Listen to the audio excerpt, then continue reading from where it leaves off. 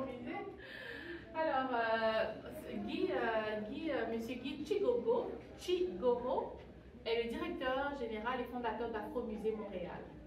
Et donc, en partenariat avec le salon des arts visuels afro-canadiens, eh bien, il nous a ramené des pièces d'exception de Montréal ici. Donc, je vais vraiment lui passer la parole parce qu'il va tout vous dire mieux que moi. Voilà, merci beaucoup. Donc, j'ai été invité par le SAVAC donc, dans le cadre de cette exposition qui s'appelle Racines. Alors, dans la proposition, on voulait vraiment parler des racines, on voulait parler un peu de la signification, du langage des masques. Mais on s'est dit, pour parler de la racine, c'est difficile de parler de la racine parce que l'Afrique est grande, vaste, multiple, plurielle. Et au lieu de s'éparpiller dans tous les sens, on s'est dit on va choisir un sujet qu'on va parler un peu plus en profondeur. Et ce sujet-là, c'est le peuple Kuba, qu'on a décidé de représenter une dizaine d'objets ici qui viennent donc des collections de l'Afro-Musée. Et bon, hier, on a eu une conférence justement sur les Kuba. On en a parlé un peu plus en profondeur, mais aujourd'hui, on va quand même vous donner quelques petits renseignements. Donc, le peuple Kuba, donc, ils vivent, on peut regarder sur la carte ici. C'est de là qu'ils viennent, donc on va avoir une référence géographique. Ils viennent vraiment quasiment au centre de l'Afrique, en plein milieu de l'Afrique. Donc, ici, c'est en République démocratique du Congo. Ça, c'est vraiment si on va dans la généralité. Un peu plus en détail, on peut les voir, donc ils viennent vraiment ici au centre du pays.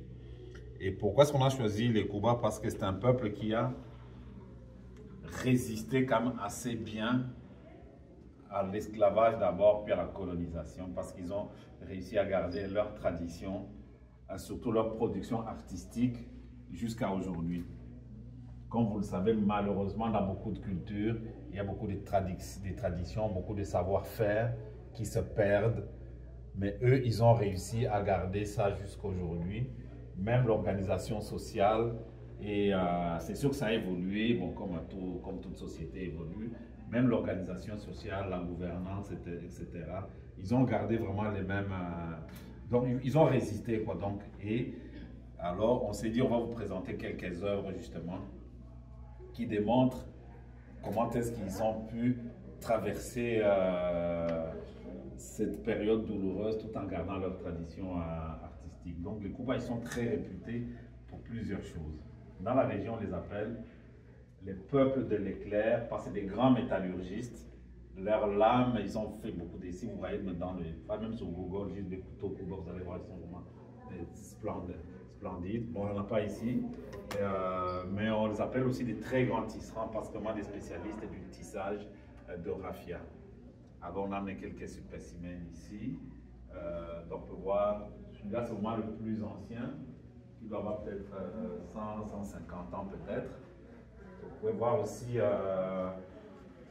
dans cette pièce ici, on peut voir vraiment le savoir-faire de ce peuple-là par rapport au tissage de raffia. Tout ça ici, c'est la même fibre, mais qui est travaillée vraiment différemment. On peut avoir un peu comme le tapis ici, qu'on appelle beaucoup le velours du Kasaï, c'est connu. Maintenant, beaucoup de grands designers utilisent ça pour faire des sacs à main, qui coûtent très très cher d'ailleurs. Ici, on peut voir, c'est comme la toile, et ailleurs, ça peut être comme le lin. Et ici, il y a les petits pompons, donc c'est la même fibre du raffia. Le raffia, c'est une fibre qu'on trouve dans une sorte de palmier qui a des très très grandes feuilles qui peuvent faire jusqu'à 5 mètres. Alors ces feuilles-là, le milieu, où ça se joint, comme ça on enlève ça, on sèche, on tape, et puis on fait des fils. C'est avec des fils, il y a un livre qui est là, et puis avec des petits métiers à tisser, on fait des tissus, et puis après on brode par-dessus. C'est un travail qui prend énormément de temps. Et c'est pour ça que les traditions ont tendance à se perdre, parce que des tissus comme ça coûterait les yeux de la tête si on le calcule juste en temps. Donc, on va avoir des spécimens qui sont un petit peu moins élaborés comme celui-là, qui prennent un petit peu moins de temps. Donc, ça, c'est le tissage un peu des Kuba. Monsieur Guy, oui. Si vous me permettez, est-ce que ça vous rappelle pas Fendi? La marque Fendi, n'est-ce pas? Ben, ils n'ont pas inventé ça, ça existait au Cuba déjà. Peut-être ils doivent payer à Cuba les droits, monsieur Guy. Ah, bon, ça c'est... Oui, c'est les mêmes modèles un peu que Fendi, n'est-ce pas? Oui, c'est ça, c'est des motifs comme... On peut faire la même chose pour Picasso aussi. Oui, oui, mais tous les cubistes, les faudistes, les Picasso, Marin, etc. Et les gens un peu plus de post-modernes, comme les pianistes, sont tous inspirés quand même de cet art-là. Et donc c'est ça, il n'y a rien qui se crée, tout le monde s'inspire de quelque chose. Donc c'est... oui, c'est ça. Donc c'est... Le fait qu'ils soient inspirés de l'Afrique, je dirais, c'est à l'honneur de l'Afrique, parce que c'est pas nécessairement... beaucoup de gens peuvent penser que tous les cubistes, c'est eux qui ont donné, disons, la grandeur à l'art africain. Bon, moi, je pourrais dire que c'est l'art africain qui a élevé leur niveau d'art. Mais bon, ça, c'est des discussions qui peuvent aller dans tous les sens. Donc, je parlais de tissage. Ici, on a amené quelques autres œuvres. C'est que la plupart des objets d'art de Cuba étaient vraiment destinés, comme partout ailleurs d'ailleurs, au roi ou à tous les dignitaires. Donc, on peut voir le magnifique tambour ici, qui est...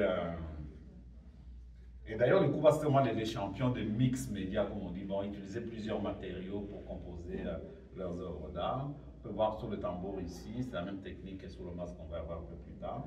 Donc, on a la structure en bois, qui est décorée, ici, c'est de l'argile, et qui est mélangé avec la résine pour que ça tienne. Et puis on y applique toutes sortes de choses, du perlage, des décoris, de très très fines feuilles de cuivre. Je parlais que le Cuba, c'est des très très grands métallurgistes. Si vous voyez le cuivre, ils travaillent le cuivre de façon vraiment exceptionnelle avec des outils quand même assez rudimentaires.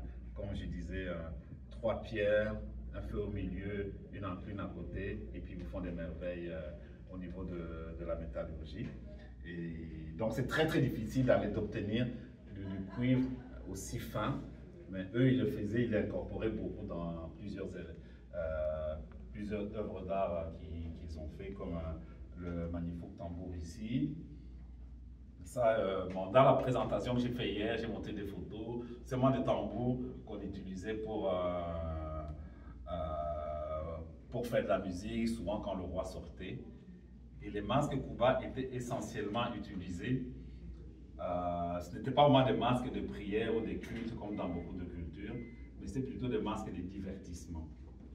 Et chaque masque représentait un personnage, et chaque personnage racontait comment est-ce que l'histoire de l'Empire Cuba s'était formée.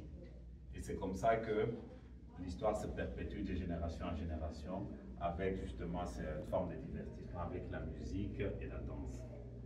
Et dans les masques, il y en a 48, mais ici on en a apporté, il y a 46 spécimens de masques. À la Faux Musée, on en a quelques-uns. On en a apporté 2 qu'on peut voir ici. Ça, c'est pas dans les masques Cuba, il y a 3 masques qu'on appelle les masques primordiaux. C'est-à-dire que c'est eux, c'est à partir de eux que toute l'histoire, tout le narratif historique de Cuba se construit. Donc il y a ce masque-là qui s'appelle Gadia Mouachi, c'est la masque de la première princesse. Il y a aussi un autre masque qu'on n'a pas ici, qui est le masque de la reine mère. Et il y a le masque ici du premier roi qui s'appelle Boum, qui est ici, qu'on peut voir. Et ça, c'est un masque qui est assez intéressant, qui est quand même assez vieux pour voir. Lui aussi, c'est la même technique. Donc, c'est une structure en bois. Vous pouvez regarder de plus près. On dirait du cuivre, mais ça, en fait, c'est du cuivre. C'est du cuivre, mais qui est vraiment très, très, très fin. Et donc, et puis, c'est décoré donc avec la toile, avec les coris, le perlage, quelques grains qu'on peut trouver dans la nature. Et voilà, donc c'est... on ne va pas parler des 48 masques qu'on a juste 2, on va parler des 2 qui sont ici. Et la troisième pièce qui est ici, ça c'était un panier qu'on appelait aussi, c'était un panier aussi qui était lié toujours à la personne du roi. C'était un panier pour lui apporter des présents. Alors il y a plusieurs contenants qui existent dans le monde Cuba pour amener les présents au roi. On ne peut pas amener juste quelque chose comme ça dans les mains, il faut que ça soit dans quelque chose de précieux. Des fois, l'emballage peut coûter même plus cher que ce qu'il y a dedans. C'était juste pour honorer le roi. Et la plupart de ces objets avaient toujours une cloche. Et donc ici, si on ouvre ici, donc c'est là qu'on déposait le présent qu'on amenait au roi. Et puis voir aussi au niveau de la composition aussi, c'est très très fin. Il y a aussi des fines feuilles de cuivre. À l'intérieur, c'est comme un panier fait avec des lausiers et puis recouvert. Et puis le perlage aussi qu'on peut voir. Hier dans la conférence, moi je parlais de l'usage de perlage en Afrique, mais aussi dans les autres parties du monde, notamment ici en Amérique, qui étaient des objets qui ne coûtaient pas du tout très très cher en Europe, parce que la plupart venaient de l'Europe. On appelle souvent ça des perles vénitiennes de l'Italie. Et les Européens, ils échangeaient ça avec les peuples autochtones, que ce soit en Afrique ou ici, mais pour obtenir des choses qui valaient beaucoup beaucoup plus cher. Mais ce qui est intéressant, même si les gens se faisaient avoir au début, mais en contrepartie, eux-mêmes utilisaient ce perlage-là pour en faire des choses beaucoup plus magnifiques et qui peuvent se revendre au niveau des Européens beaucoup plus cher. Donc finalement, ça est devenu comme un commerce circulaire qui partait peut-être sur une domination, mais qui finit quand même par créer des beaux objets qu'on peut voir dans des cultures africaines, mais aussi dans les cultures des Premières Nations ici. Voilà, donc je vais parler des tissus. Bon, on peut voir des tissus comme celui-là qui est vraiment ancien, mais les autres sont beaucoup plus modernes. Mais quand on regarde de plus près, on peut voir quand même des tissus qu'on fait aujourd'hui, qui sont un peu beaucoup moins élaborés, beaucoup moins fins que les tissus qui se faisaient dans le temps. Parce que j'ai dit que les Koubans ont résisté et leur façon de faire a résisté au temps, mais quand même, surtout la technique de tissage avait commencé à disparaître depuis les années 50. Les gens, ils ont fait énormément d'efforts pour essayer que ces traditions ne se perdent pas, mais il reste encore beaucoup de choses à faire parce que les gens d'aujourd'hui ne peuvent pas mettre 2, 3, 4 mois pour faire quelque chose et puis bon, ça rapporte pas, ils ne vont pas vendre ça à l'équivalent de 4 mois de travail, donc c'est difficile un petit peu pour les gens d'aujourd'hui de justifier ça. Alors, la visite au SAVAK continue. Je suis ici accompagné maintenant du chargé d'affaires de l'ambassade de la République d'Haïti au Canada. Et donc, je vais laisser le monsieur se présenter et il va nous dire un mot par rapport à leur implication, à leur soutien à cet événement artistique ici à Ottawa. Alors, à tout de suite. Allô, bonjour monsieur. Bonjour. Vous présentez pour nous, s'il vous plaît? Alors, moi, je suis Nestlé Numa, le chargé d'affaires Haïti de l'ambassade de la République d'Haïti à Ottawa. Très bien. Alors, qu'est-ce qui vous amène aujourd'hui au SAVAK? Bon, je suis là et, à mon nom personnel. Oui. Je suis un fan des arts, tout ce qui est de la culture, je suis un fan. Et je suis là aussi, j'ai l'honneur d'être présent à ce salon en ma qualité de chargé d'affaires Haïti de la République d'Haïti. Superbe, superbe. Et nous sommes dans la pièce qui met en valeur les œuvres de M. Stevenson Valentin. On me dit que c'est un artiste haïtien et il a de très belles œuvres. Je suis sûr que ça vous rend très fier. Ah oui, tout à fait. Alors, c'est l'une de ces pièces-là que j'adore. Quand je suis arrivé, je suis rentré dans cette salle, j'étais waouh. Oui.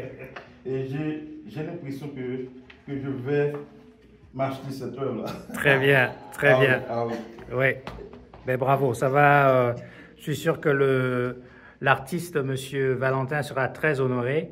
En effet, il y a des œuvres ici qui sont en vente et il y a d'autres qui sont offertes pour l'exposition. Allô, bonjour à tout le monde. Je chuchote parce que nous sommes dans un musée. Nous sommes au SAVAK, au Salon d'art visuel afro-canadien. Voilà, c'est bien ça le SAVAK. Et je suis rejoint avec l'organisatrice de cet événement. Et donc, je vais la laisser se présenter et elle va nous dire qu'est-ce qui se passe aujourd'hui. Allô, bonjour. Bonjour, je suis Nicole Baptiste. Je suis la présidente directrice générale de Mosaïque Interculturelle. C'est l'organisme qui a organisé le Salon des arts visuels afro-canadiens. où on est maintenant. Très bien, très bien. Alors, est-ce que c'est la première édition ou c'est la première fois que ça se passe ici à Ottawa? Parce que moi, j'étais agréablement surpris. On m'a appelé, je suis venu ici très rapidement. C'est un peu improvisé. C'est la 4e édition. Ok. On a une première édition.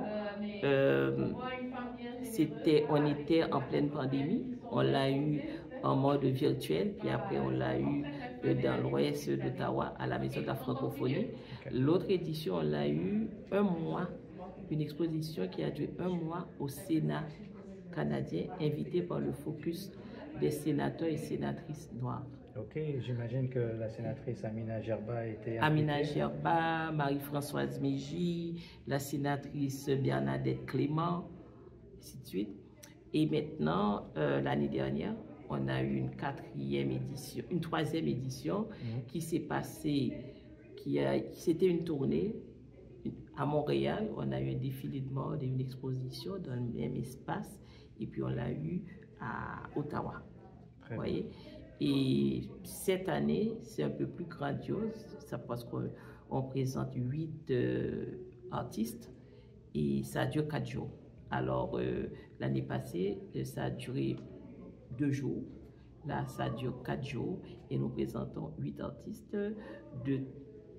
Ce sont des artistes qui viennent originaires de l'Afrique et des Caraïbes, de pays différents et aussi de villes différentes du Canada. Okay. Vous voyez? Alors, c'est extrêmement intéressant, c'est très enrichissant de faire le tour. J'invite, nous sommes encore là jusqu'à demain dimanche, justement, j'allais demander 17h. Okay. Et j'invite le grand public à faire le tour. Nous sommes très accueillants. Mais les artistes nous offrent des peintures, des sculptures d'une richesse. Je pense que ça vaut la peine de faire un tour. Merci beaucoup, madame, de nous avoir accordé quelques minutes. Merci à vous d'être présent et de me donner cette opportunité. Avec plaisir, avec plaisir. Alors, abonnez-vous à Émergence Diaspora, partagez la vidéo, donnez un pouce.